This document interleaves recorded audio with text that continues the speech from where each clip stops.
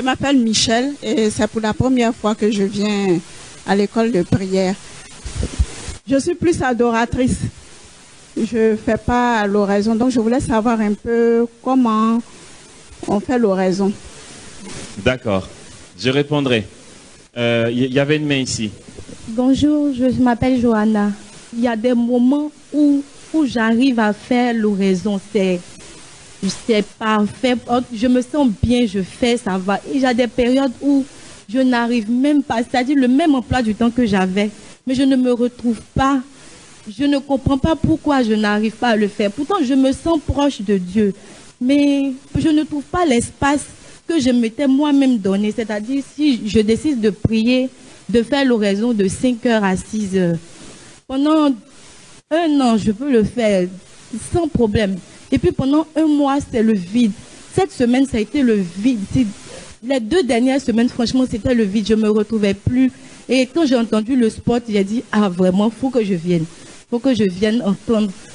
Qu'est-ce que je dois faire? Parce que après, je me sens bizarre. Voilà. Le vide, c'est quoi? C'est que tu pries plus? Oui, je prie plus, mais je me sens proche de Dieu. C'est-à-dire, il y a des moments où je dis, oh Seigneur, je sens ta présence, mais je n'arrive pas à m'asseoir, tout bloqué, et puis rester rien qu'avec lui. Ok. Voilà. Merci. Donc, je commence par répondre à Michel. Alors, comment faire oraison? Les méthodes sont sur un CD qui est là. C'est pas encore fini. Initiation à la vie d'oraison. D'accord? Alors, toi, la réponse que je vais te donner va introduire mon intervention maintenant. Ok? Cette notion de grâce acquise a pour propre d'être aride. Et il y a une stratégie dans cette aridité. Même s'il y a une bonne nouvelle, et c'est cette bonne nouvelle qui nous rassemble aujourd'hui, c'est l'oraison de quiétude. Mais le mal que tu as, et le paradoxe, ou du moins la contradiction que tu sens, sur une longue période, tu as été fidèle, ou on va dire plus ou moins fidèle, d'accord, pour être réaliste. Et puis d'un coup, sur 2 semaines, 1 mois, tu relâches, d'accord? Ça peut arriver. Mais ce qui peut tromper, c'est je me sens proche de Dieu. Sommes-nous proches de Dieu ou est-ce qu'on se sent proche de Dieu? C'est différent. Je peux me sentir proche de Dieu et l'être vraiment, ou me sentir proche de Dieu. De toute façon, Dieu, il est proche, quelles que soient nos infidélités. Mais nous pouvons être trompés. C'est-à-dire, nos élans vers Dieu ont baissé, mais on sent qu'on est proche de Dieu. Tout ce qui est basé sur le senti est dangereux. Ok? Il ne faut pas regarder au senti pour dire, mais qu'est-ce qui se passe? Je sens que je suis proche de Dieu, mais pourtant je ne prie pas. On s'en fout que tu te sentes proche de Dieu. En fait, on n'en a rien à faire. Ce que Jésus te demande, c'est que tu sois proche de lui, pas que tu sentes. C'est pourquoi, même si j'ai l'impression que je sens Dieu et tout, il faut que j'y aille. D'accord? Celui qui a compris le rappel qu'on a eu tout à l'heure a un discernement ajusté. C'est-à-dire, tu as conscience que c'est de la grâce acquise que découle la grâce infuse. D'accord? Tu as conscience que si Dieu a fait ça et que c'est éclatant, c'est parce qu'il y a eu ça. Ok? De sorte que, quand le miracle va se produire, tu ne resteras pas dans le miracle en soi. Tu sais que le miracle sans ça va s'essouffler. Tu puises ta réserve là-bas. Au point que on ne peut pas se contenter. Ce que tu vis là, tu te sens proche de Dieu, c'est une manifestation de la grâce acquise. En fait, c'est la conséquence de tout ton temps de fidélité qui se déploie en suavité de la présence de Dieu. Mais justement, comme tu goûtes Dieu, il faut faire attention de ne pas rester dans ce goût-là. Ce goût-là n'est là que parce qu'il y a eu ça. Ok? Et quand nos pasteurs, nos prêtres disent souvent, ouais, ils aiment les gens du renouveau, là où il y a les miracles, ils sont en quête de merveilleux. Pourquoi ne pas être en quête des merveilles que Dieu fait? C'est pas mauvais en soi. Mais en fait, ce qu'ils veulent dire, il ne faut pas rester dans la grâce infuse pour la grâce infuse. Si la grâce infuse est tellement éclatante que ça te donne l'amour d'aller chercher là, ok. Mais rester dans l'agir de Dieu pour l'agir de Dieu, tu vas finir par t'essouffler et tu vas te perdre dans ce qui n'est pas l'essentiel. Ok? Aussi, on peut dire tout ce que l'on veut. Les fois où j'entends, parce que malheureusement ça arrive, j'entends, ah Amos, tu es trop bien, tu as trop d'onction, je veux être comme toi. Malheureusement, on me le dit. Malheureusement, parce que si on dit trop, je vais finir par y croire. Et c'est dommage. Quand on me dit ça, ma joie est comble si je sais que je demeure toujours là-bas et que le Seigneur me fait un clin d'œil dans les fruits de là-bas. Tu peux me dire, oh là là, tu es l'homme de Dieu le plus incroyable du monde. Si je sais que ça fait un long temps que je n'ai pas été là-bas, je n'ai pas de joie que tu me dises ça. Je sais très bien, en fait, ça ne me suffit pas. Je ne suis pas rassasié. Ok? Je racontais, j'avais été partagé avec nos sœurs justement de Regina Pacis, et je leur racontais ceci. Un miracle eucharistique qu'il y a eu à Lourdes. Quand j'ai vu cette vidéo, j'ai cru, je le croyais déjà, mais ça m'a confirmé la maturité de nos pasteurs. Ils sont ajustés. À Lourdes, il y avait le cardinal Lustiger. Il y avait Monseigneur, l'archevêque de Paris, Monseigneur 23. Il y avait d'autres évêques. C'était à la fin d'une conférence épiscopale à Lourdes. Et la vidéo est là. Enfin, là, ça circule. Au moment de la messe, au moment de la consécration, on voit dans la vidéo, l'hostie se lève de la patène. Ça se voit dans la vidéo, c'est pas un trucage. Ils ont vu, ça a vraiment existé à Lourdes. C'était en 2005, je ne sais plus. Tu as vu, Jean-Claude? L'hostie s'est levée de la patène. On voit l'hostie se lever. Et entre la patène et l'hostie, il y a un espace de vide comme ça. Ok? Et puis, les trois évêques qui sont autour de l'autel lisent la prière eucharistique. Le cardinal Lustiger voit, on voit dans ses yeux qu'il a constaté un truc. Il reste impassible. Et puis les trois évêques continuent la messe comme si de rien n'était. Ils disent pas, oh, attendez, il y a un truc qui se passe. Venez voir, l'hostie s'est levée de la patène. Oh là là, sonnez les cloches, envoyez l'encens. La maturité des pasteurs, c'est que ils ont célébré la messe comme d'habitude. Ils ont dit, allez dans la paix du Christ. Et ils sont passés à autre chose. On a envie de faire, oh, mais attendez, oh, vous n'avez pas vu? Attendez, mais il n'y a rien à dire. Et je les comprends. Ça va vous choquer. Hein. Mais on s'en fout. Si l'hostie s'est levée, c'est pour nous confirmer que ce que nous célébrons aux Eucharisties est authentique. C'est pour nous confirmer que l'épiclèse a vraiment changé le pain en corps du Christ. En fait, l'hostie qui s'élève n'est que la conséquence du miracle qui s'est déjà opéré. Mais nous autres, on va laisser le mystère eucharistique pour dire « Arrêtez la messe, tout le monde à genoux, sonnez les cloches ». Dieu va dire « Mais qu'est-ce qu'ils font là ?» Ils restent dans la grâce infuse pour la grâce infuse. Si tu veux que cette hostie qui a décollé prenne plus de hauteur, continue la messe, tranquillement. Et c'est une stratégie, cette aridité, parce que, d'une part, on s'affronte, on est face à nous-mêmes, devant Dieu, et ça nous recentre sur l'essentiel de notre vie. Ça provoque l'unité intérieure. Cette unité intérieure qui vient d'une notion, on va le marquer, que Thérèse d'Avila va appeler l'entendement. On va en parler maintenant. Une unification interne. Le rôle de cette aridité, c'est de donner au jardinier, de ne pas se contenter des félicitations du roi en disant « Ah là là, félicitations, tu as pu arroser mes fleurs » ou bien mais qu'est-ce que tu fais, tu n'avances pas beaucoup. En fait, il y a les consolations et les moments de sécheresse qui font que nous sommes ballottés et que notre âme réagit au gré de la situation. Voilà pourquoi je dis que lorsque nous sommes dans le senti, c'est dangereux. On parle d'état d'âme, ou encore celui-ci ou celle-ci vit selon ses humeurs. Aujourd'hui, tu dis coucou, il dit « Ah, ça va Amos, tu vas bien, allez, courage !» Demain, tu lui fais coucou, il te dit « Bonjour ».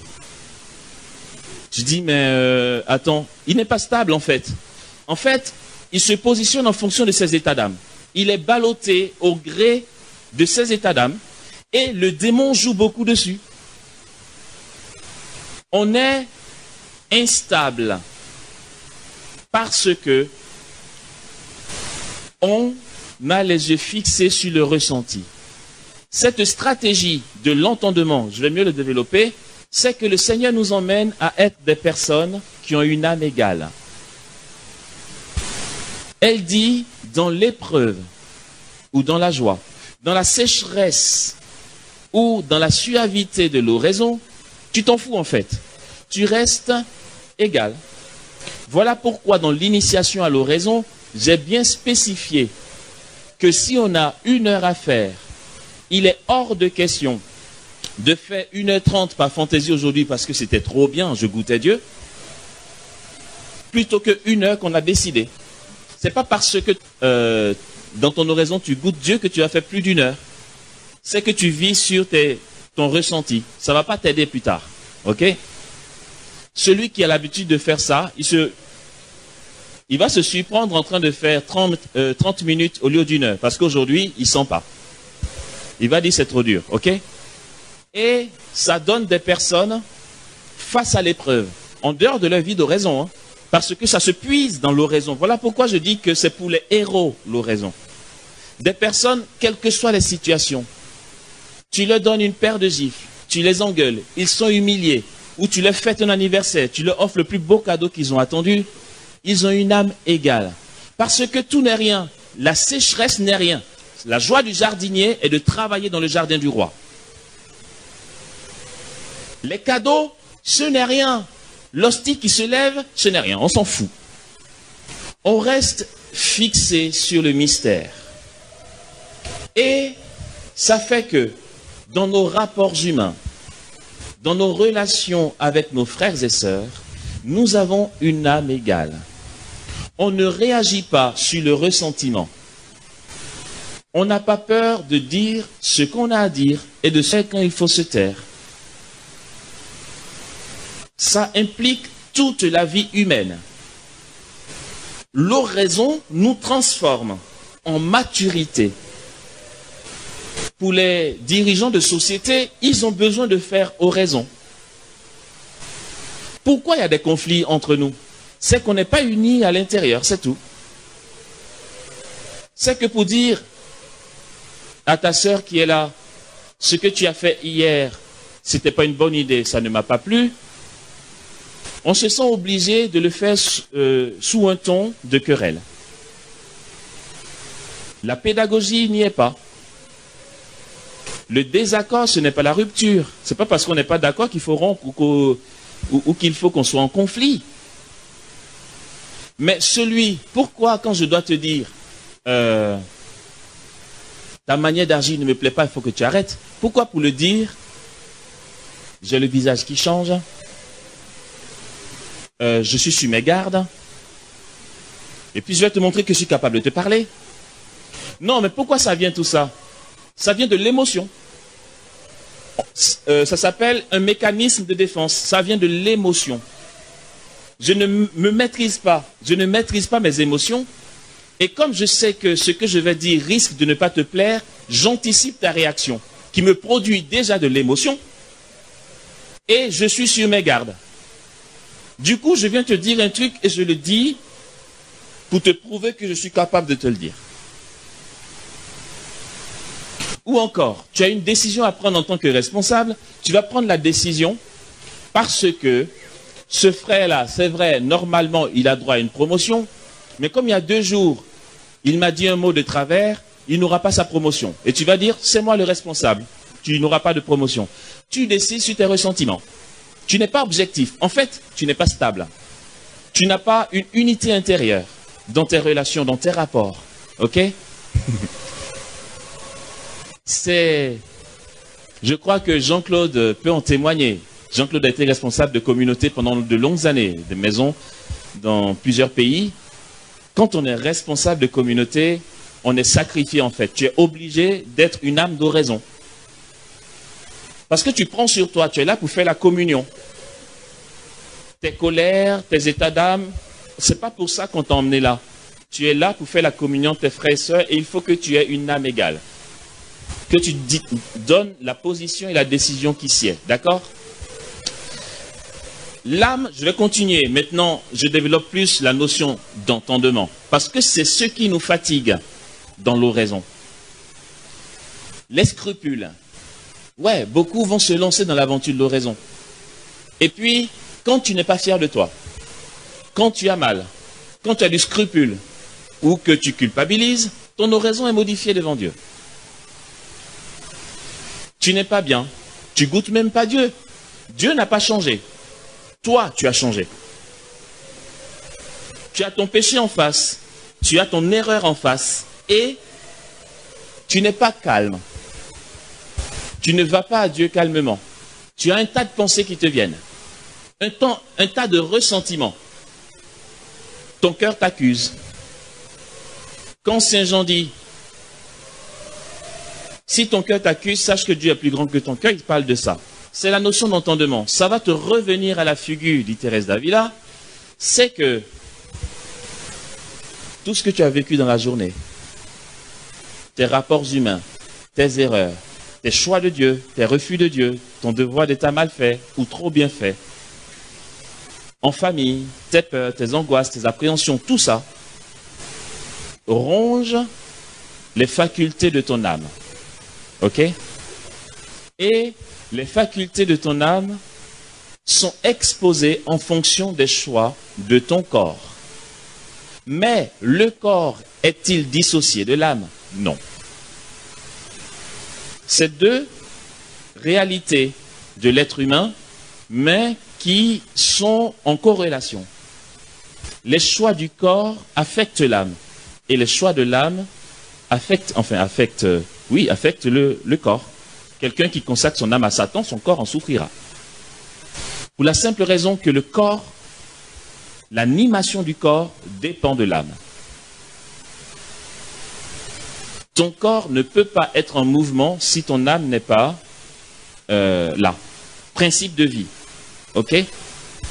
Et le corps est obligé de respecter certains critères pour que l'âme reste.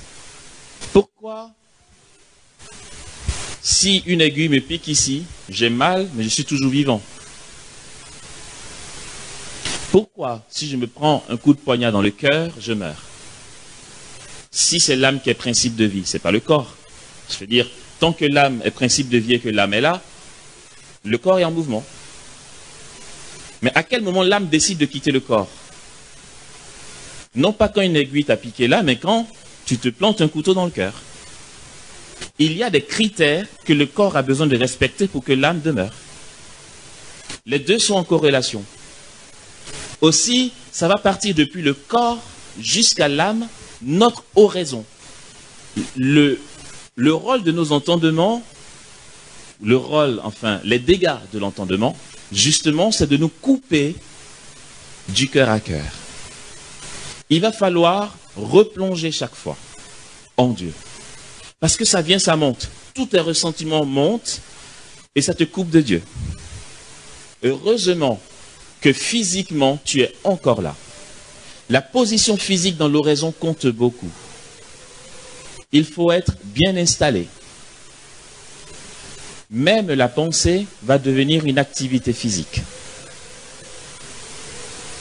Pense à un événement angoissant. Ton cœur bat. C'est physique. Tu es en train de faire oraison et d'un coup, tu fais... Tu viens de penser à un truc. L'attitude du corps va canaliser le mouvement de l'âme et permettre à Dieu de continuer d'opérer. Quand on est distrait, ça peut arriver, il y a des moments où on est distrait, plus que d'autres. Quand on est distrait, c'est vrai qu'on ne peut pas maîtriser, mais nous avons un moyen de réduire nos pensées qui vont dans tous les sens. Aussi curieux que cela puisse paraître, c'est se détendre. Dès que tu es crispé, hop, tes pensées vont en vrille. Le corps et l'âme en corrélation. Tu te détends. Si tu veux même, tu fais un exercice. Tu vérifies tous les endroits de ton corps. Tu commences par la mâchoire. Souvent, tu penses que tu es détendu, mais tu es tendu d'ici. Tu ne sais même pas, c'est inné. Mais dès que tu te dis, je vérifie, allez, je commence par la mâchoire, je détends, les épaules. Tu entres en Dieu. Oraison de quiétude. Il va le développer. C'est l'étape d'après. Et c'est ça, la bonne nouvelle. Dans la notion d'entendement, moi franchement, je suis un fan de l'oraison, je vous assure.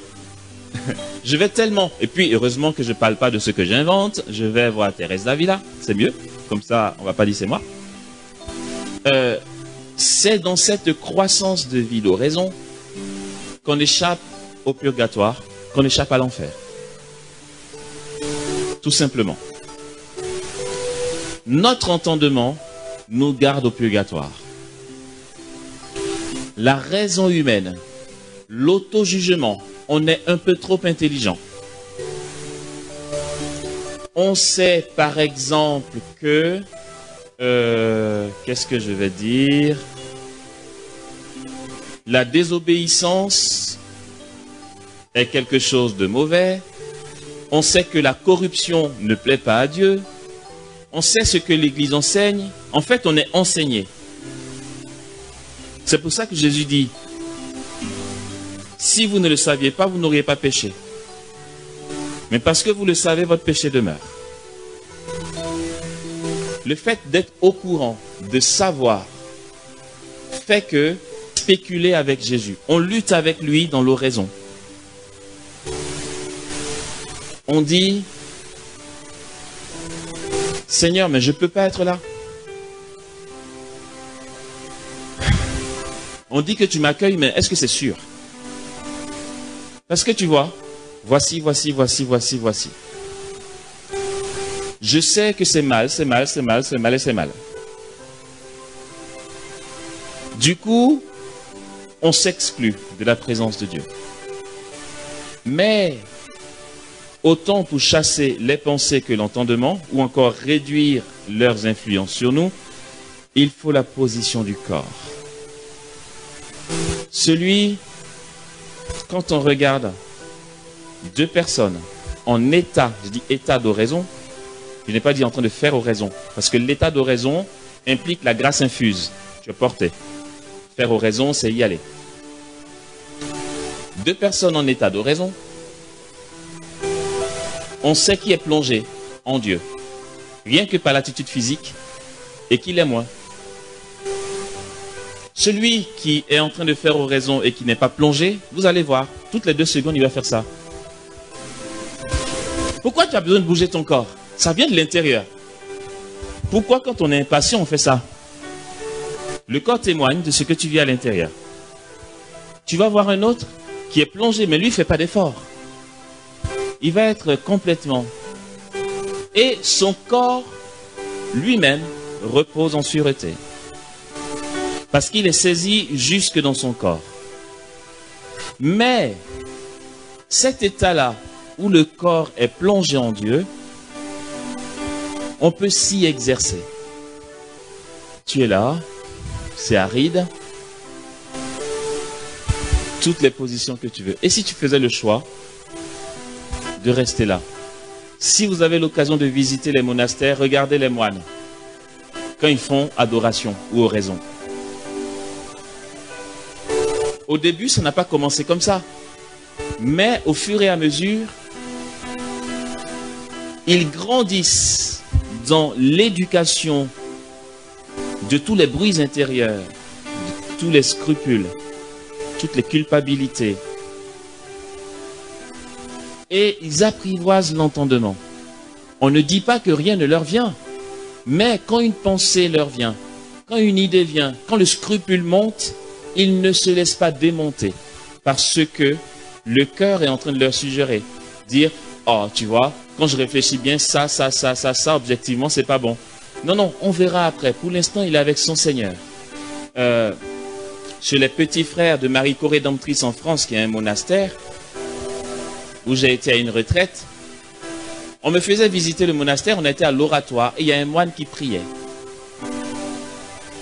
Il était en genuflexion, non pas en genuflexion, il était assis sur ses talons. Vous savez, te mets à genoux et puis tu t'assois sur ses talons.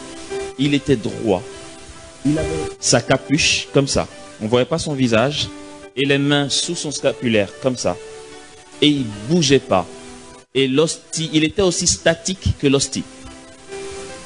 Il ne bougeait pas. Soit il est dans un degré d'oraison avancé, soit il a appris à apprivoiser son entendement. Retenons bien ceci. Ne changeons pas d'attitude devant Dieu au gré de notre état d'âme. Je vais dire quelque chose de grave, mais qui n'est pas faux. Même si tu viens de commettre un braquage et que là, tu as exécuté une 50aine d'êtres humains, que c'est ton heure de faire oraison. Vas-y en paix. Oh là là. Oh non, Amos, tu ne peux pas dire ça. Il faut quand même qu'on sente qu'il regrette. Qui a dit qu'il ne regrette pas ou qu'il n'a pas de scrupules? Va à Dieu et plonge en lui. L'infidélité dans l'oraison partira de ça. Du fait qu'on accorde trop d'importance à l'entendement. Et que, selon notre vie, selon qu'on est à Abidjan ou à Zuenoula, selon qu'on est à Dimbokro ou à Tébissou, on fait oraison ou pas?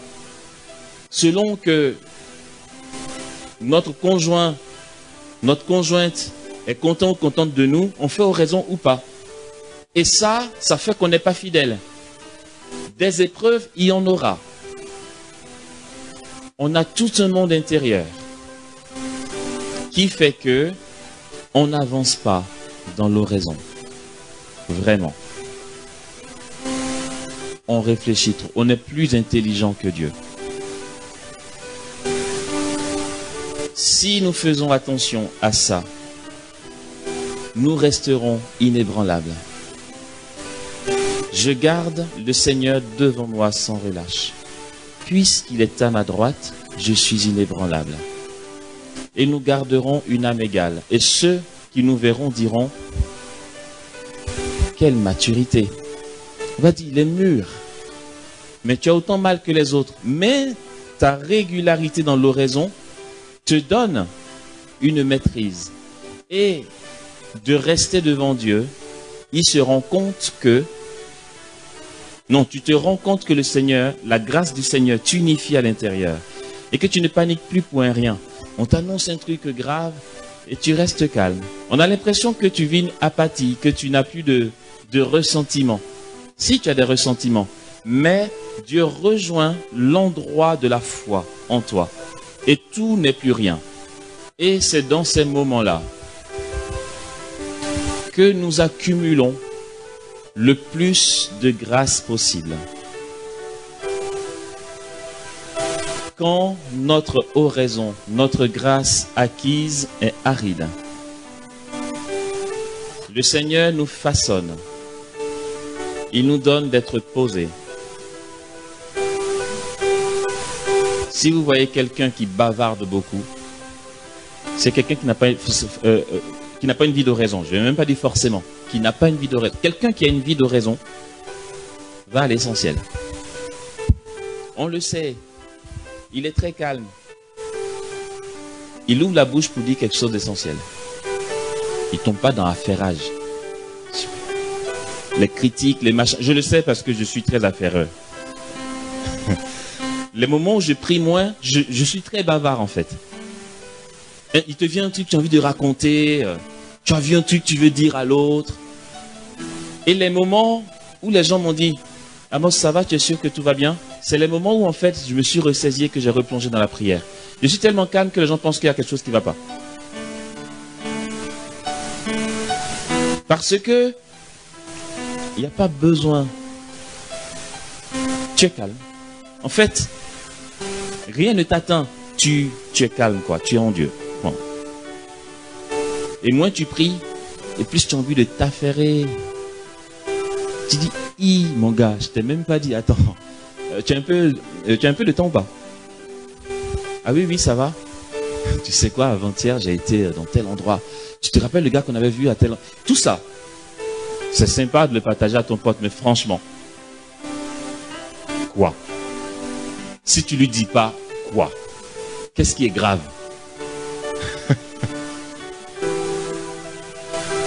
On te dit, quand tu pries, on te dit, dis Sylvain, tu pars en mission demain. Ok. Sylvain, la mission annulée. D'accord. Ah non, finalement, j'ai eu le responsable, il dit, tu viens quand même. Ok. Je dis, mais ça va, réagir un peu, mais tu t'en fous. Il y a ce que Dieu permet et il y a ce qu'il ne permet pas. Si on me dit, tu vas en mission demain, il permet. Tu me dis, tu ne vas plus, c'est qu'il ne veut plus. Point. Puis on avance. Nos querelles, c'est quoi? C'est difficile. On a des fraternités, on a des communautés paroissiales, on a des groupes de prière, etc. Et il y a des conflits qui n'ont pas lieu d'être pour des rien du tout. Ouais, la semaine dernière, je devais animer la prière et puis finalement, la responsable a passé à une autre. Non, mais puis quoi encore? Je vous assure, cette responsable a quelque chose contre moi. Non, mais chaque fois que je dois animer la prière, un truc de chic de changer. Et ça va être ton combat hein, sur un mois. Et tu vas répandre ce truc autour de toi. Quoi? Tu as besoin de ça pour vivre, enfin, tu es si... C'est rien. En fait, c'est rien, quoi. On s'en fout. Mais tu veux savoir pourquoi tu fais ça? Tu pries pas. Tu pries pas. Tu viens à la messe, tu vas à la maison. Tu n'as aucune intimité avec Dieu, tu ne grandis pas. Ah mais non, attends Amos, qu'est-ce que tu racontes? Je fais oraison. Hein. Depuis la première session, je fais oraison. Mais si tu es comme ça, c'est que dans ton oraison, tu considères encore un peu trop ton ressenti. Tu viens faire oraison parce que tu sens Dieu. Tu ne grandis pas dans les méthodes d'oraison mentale. Tu ne descends pas. Tu as besoin de te faire voir, d'évacuer, de dire, de chanter. Mais quand je dis tout ça, ce n'est que rien. Ça, c'est vraiment le début de quelqu'un qui se lance dans l'aventure de prière. On le sent par son attitude. Mais ce n'est pas à ça qui va s'arrêter. Ça, c'est le b.a.-ba d'une croissance dans la vie d'oraison. Et dans ces moments-là, comme je disais, tu accumules beaucoup de grâce parce que le roi, dans le jardin de qui tu travailles, est émerveillé de te voir de sa fenêtre depuis son château. En se disant, mais ce gars-là, quand il vient, il jette le seau, il n'y a pas d'eau, mais il est là tous les jours à la même heure. Et tu lui dis, mais pourquoi tu n'as pas d'eau et tu viens quand même? Tu aurais pu te plaindre en disant, mais monsieur le roi, enfin, majesté, machin truc, mettez un peu d'eau dans le puits, le jardin, j'y arrive pas. Et tu réponds au roi, mon roi, ma joie, c'est d'être votre employé. Point. Et puis, le roi est réjoui. C'est une stratégie divine. Tu viens faire oraison. T'es pas une mauviette, tu vois. Tu viens prier, tu sens pas Dieu, tu fuis. c'est lâche. Jésus, je t'aime parce que quoi? Il te donne des gâteries? Parce que tu as des consolations quand tu fais oraison? Jésus, je viens prier parce que quand je suis venu la dernière fois, j'ai eu une vision. T'es une mauviette. En fait, t'es lâche, quoi. Non, tu es un profiteur. Voilà, c'est le mot.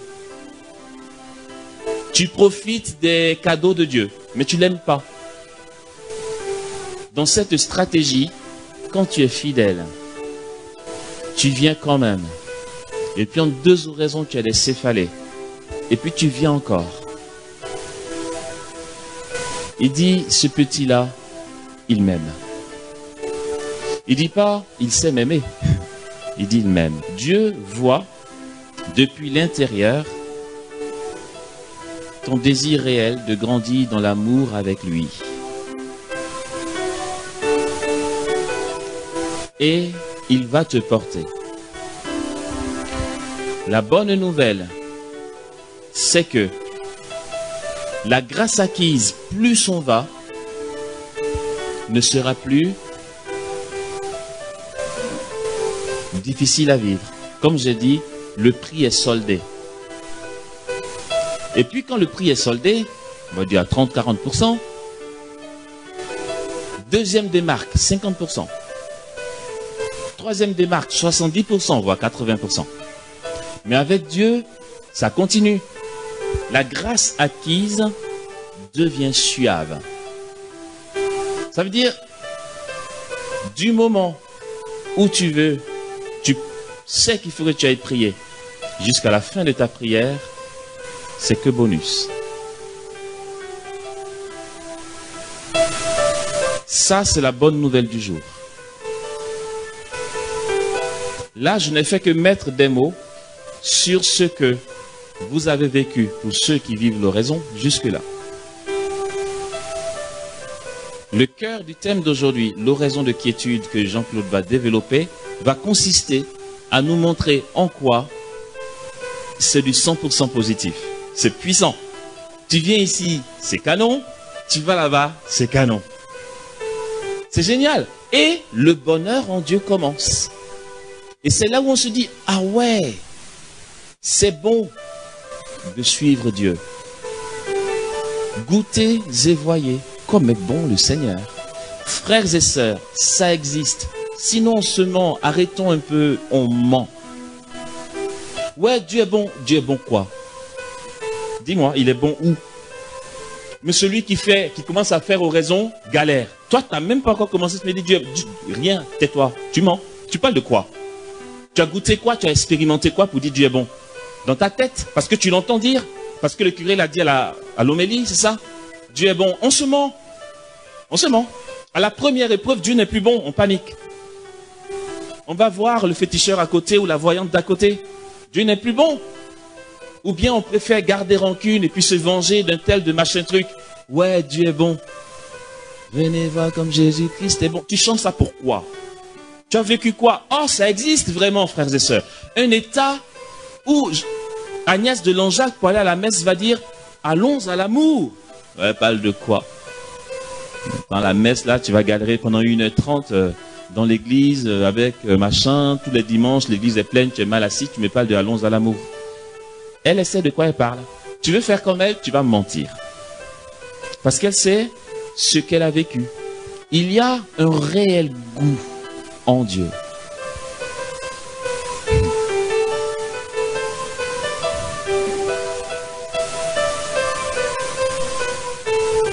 Le 28 décembre 2013,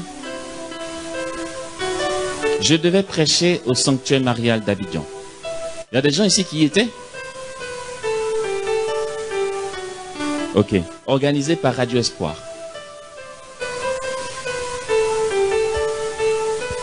Bon. Je ne suis pas arrivé quelque part. Hein. Je dis pas... De toute façon, dans toutes ces méthodes-là, vaut mieux pas réfléchir pour dire j'en suis là, là, pardon. Vis, c'est mieux. Mais...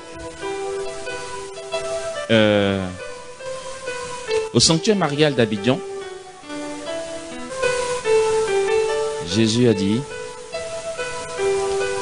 Amos, Dans l'évangile de Matthieu, il est dit que à Jérusalem, quand je passais et que les foules se rassemblaient, une force sortait de moi et les guérissait tous. Je dis ouais, je me rappelle. Il dit ok.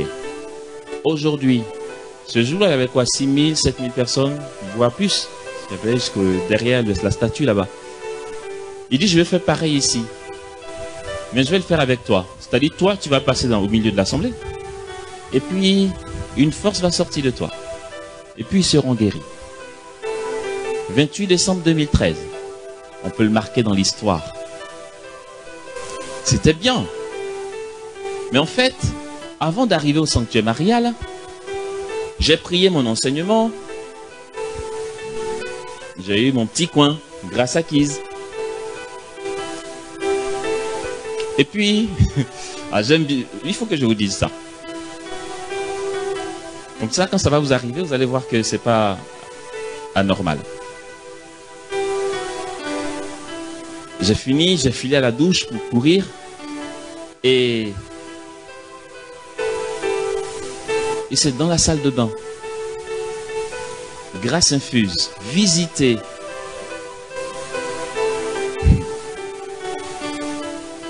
Je sais pas, je goûtais tellement Jésus que ça me prenait les entrailles là. J'ai duré dans la salle de bain parce que j'étais plié comme ça en deux. Comme s'il y avait quelque chose à l'intérieur. Comme si physiquement je sentais la motion jusque dans mes entrailles. Mon ventre chauffait. Dans la salle de bain, j'ai été projeté par terre. Oh, il est bizarre ce gars. Je raconte. Je trouve que c'est chic. Et puis, en fait, je me pliais en quatre, en fait. Il y avait, ça c'est, je déduis, en fait, je sais pas, je laisse l'église discerner après. J'avais Dieu dans les entrailles, je puis me permettre. C'était chaud. Au point que j'ai dit, Seigneur, je te demande juste la permission de prendre ma douche maintenant, tu vois. Parce qu'on m'attend là-bas. Et j'ai pris ma douche, je suis allé au sanctuaire marial, saisi. Depuis le taxi que j'ai pris jusqu'au sanctuaire marial, j'étais saisi. Au point que ça ne m'a pas surpris ce qu'il m'a dit. Quand je suis arrivé, c'était juste une question de puissance. Ça ne m'étonnait pas. Qu'en passant juste comme ça, une force sortait de moi. Quelle force? Une force, je sais de quoi je parle. Je suis tombé dans la salle de bain. Il y a une force qui se libère et les gens guérissent.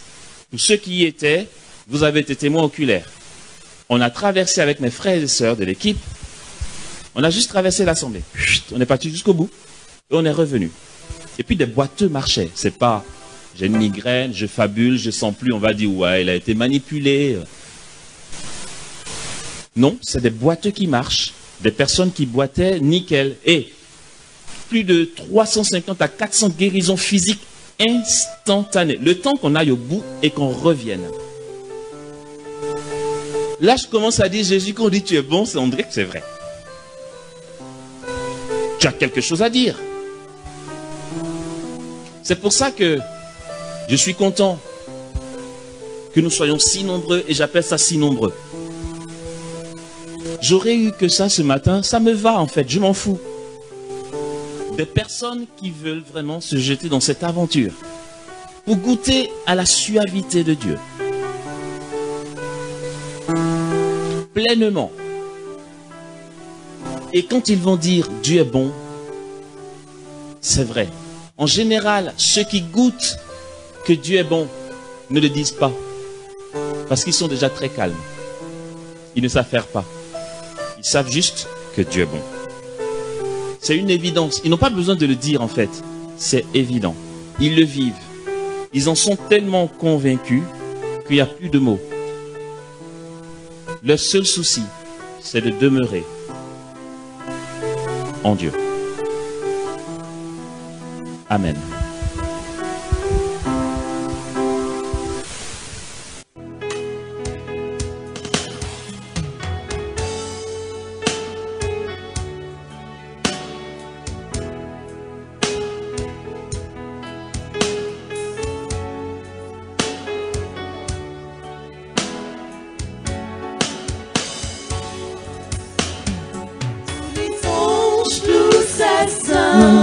sainteté. L'univers crie sa majesté.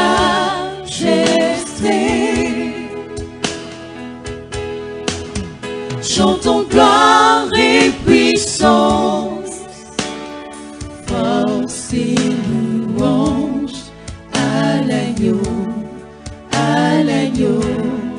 immolé.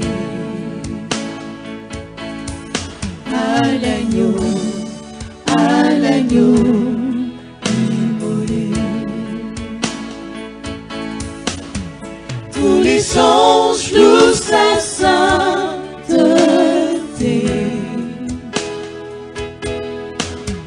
L'univers crie sa majesté.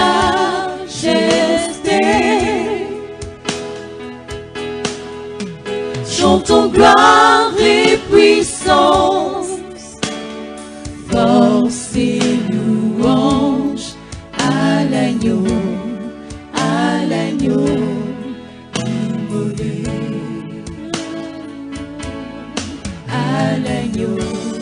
À l'agneau immolé. Les ténèbres ont reculé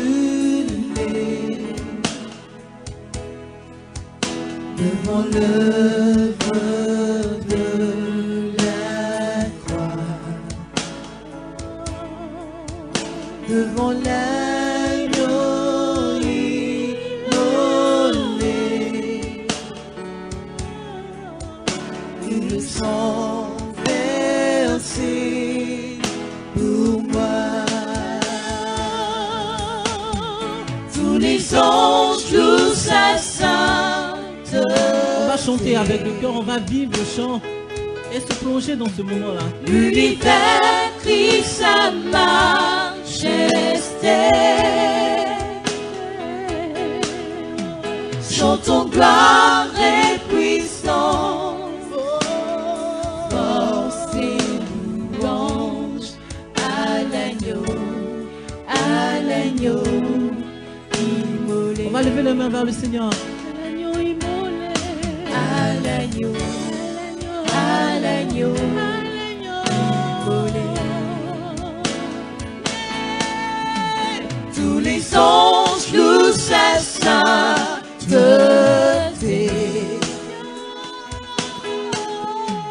L'univers crie sa majesté.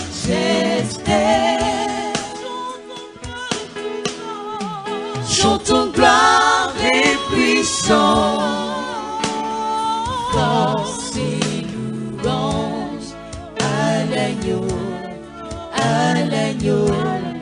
immolé. À l'agneau immolé.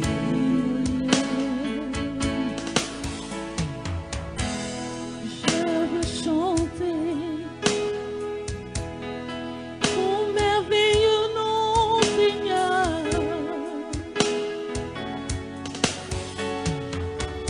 Je veux aimer comme toi. Je veux marcher comme toi. Je veux penser comme toi. Je veux aimer comme toi.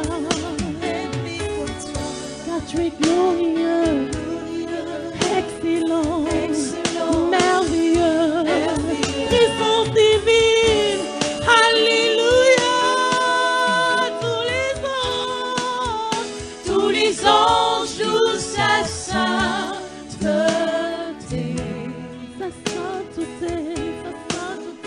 L'univers crie sa majesté.